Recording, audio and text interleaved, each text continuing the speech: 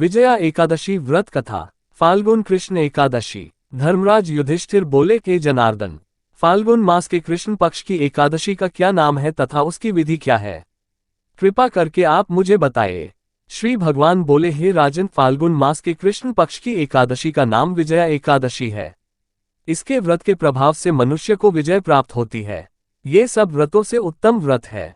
इस विजया एकादशी के महात्म्य के श्रवण व पठन से समस्त पाप नाश को प्राप्त हो जाते हैं।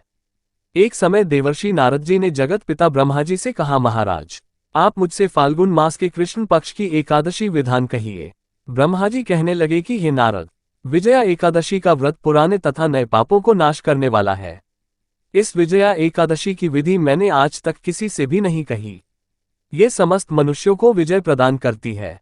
त्रेता युग में मर्यादा पुरुषोत्तम श्री रामचंद्र जी को जब 14 वर्ष का वनवास हो गया, तब वे श्री लक्ष्मण तथा सीताजी सहित पंचवटी में निवास करने लगे। वहां पर दुष्ट रावण ने जब सीताजी का हरण किया, तब इस समाचार से श्री रामचंद्र जी तथा लक्ष्मण अत्यंत व्याकुल हुए और सीताजी की खोज में चल दिए। घूमते घूमते जब वे मरणासन जटायु के पास पहुंचे तो जटायु उन्हें सीताजी का वृतांत सुनाकर स्वर्गलोक चला गया। कुछ आगे जाकर उनकी सुग्रीव से मित्रता हुई और बाली का वध किया। हनुमान जी ने लंका में जाकर सीताजी का पता लगाया और उनसे श्री रामचंद्र जी और सुग्रीव की मित्रता का वर्णन किया। वहां से लौटकर हनुमान जी ने भगवान राम के पास आकर सब समाचार कहे। श्री रामचंद्र जी ने वानर सेना सहित सुग्रीव की संपत्ति से लंका को प्रस्थान किया। जब श्री रामचंद्र जी समुद्र से किनारे पहुंचे, तब उन्होंने मगरमच्छ आदि से युक्त उस अगाध समुद्र को देखकर लक्ष्मण जी से कहा कि इस समुद्र को हम किस प्रकार से पार करेंगे? श्री लक्ष्मण ने कहा, हे पुराण पुरुषोत्तम, आप आदि पुरुष हैं, सब कुछ जानते हैं। यहाँ से आधा योजन दूर पर कुमारी द्वीप में वग्दलभ्य नाम के मुनि रहते हैं। उन्होंने अनेक ब्रह्मा देखे हैं, आप उनके पास जाकर इसका उपाय पूछिए। लक्ष्मण जी के इस प्रकार के वचन सुनकर श्री रामचंद्र जी वग्दलभ्य ऋषि के पास गए और उनको प्रणाम करके बैठ गए। मुनि ने भी उनको मनुष्य रूप धारण किए हुए पुराण पुरुषोत्तम समझकर उनसे पूछा कि हे राम, आपका आना कैसे हुआ? रामचंद्र जी कहने लगे कि हे ऋषि, मैं अपनी सेना सहित यहाँ आया हूँ और राक्षसों को जीतने के लिए लंका जा रहा हूँ। आप कृपा करके समुद्र पार करने का कोई उपाय बतलाए, मैं इसी कारण आपके पास आया हूँ।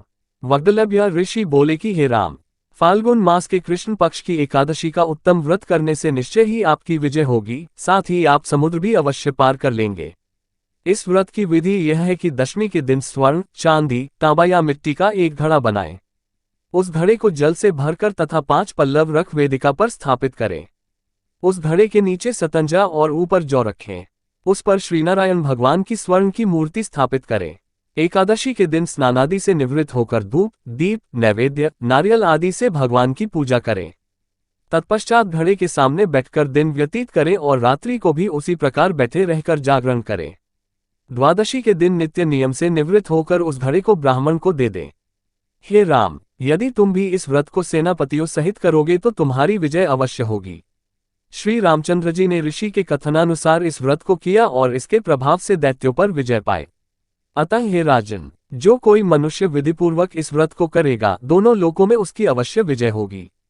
श्री ब्रह्मा जी ने नारद जी से कहा था कि हे पुत्र, जो कोई इस व्रत के महात्म्य को पढ़ता या सुनता है, उसको वाजपेयी यज्ञ का फल प्राप्त होता है।